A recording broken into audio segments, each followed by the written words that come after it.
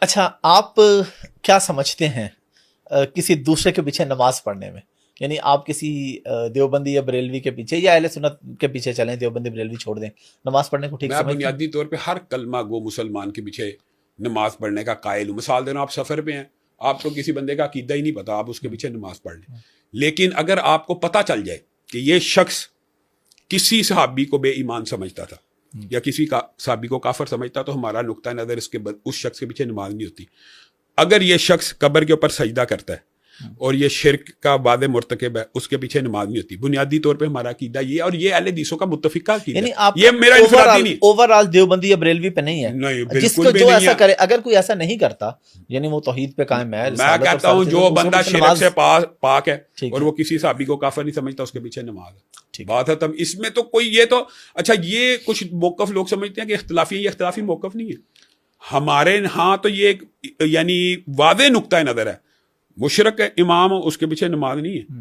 معلوم ہو یار یہ قبروں پہ سجدہ کرتا ہے اور اس کی تبلیغ کرتا ہے کہ قبروں پہ سجدہ کرنا جائز ہے، غیر اللہ کو سجدہ کرنا جائز ہے، یعنی شرک واضح ہے. جی جی. تو اس کے پیچھے پھر نماز نہیں پڑھنی چاہیے، کیونکہ اس بیچارے کی پتہ نہیں خود بھی ہوتی ہے کہ نہیں، تو بندہ مشکوک کیوں ہو. اچھا، یہ جو بات آپ بتائیں یہ تو پھر دیوبندی کے اندر بھی ہے کہ اگر کوئی ایسا کرتا ہے تو اس کے پیچھے، ہاں مطلب یہ جو الفاظ آپ بول رہے ہیں کہ اگر یہی ہے، کوئی شرک کرتا ہے، یہ تو اوور آل یہ اوور آل ہے. ایک یہ تو میں کہتا ہوں ہونا بھی یہی چاہیے.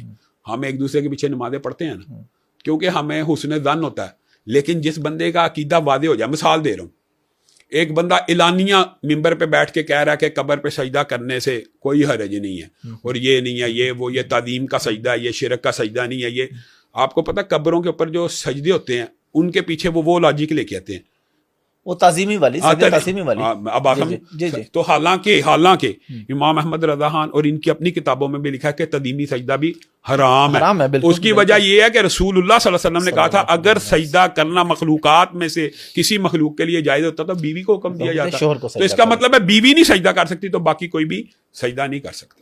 داڑھی کے مسئلے پہ ہمارے جو اہل حدیث بھائی ہیں ان میں کچھ یہ کرتے ہیں کہ زیادہ شدت آپ کو نہیں لگتا کہ اختیار کر جاتے کہ جہاں تک مرضی جاری ہے تراشنا یا خوبصورت کرنا؟ اس بارے میں بنیادی طور پہ آپ رسول اللہ صلی اللہ علیہ وسلم کی جو حدیثیں ہیں نا 6 سے زائد، ان سب میں جو الفاظ ہیں ان کے اوپر آپ غور کریں.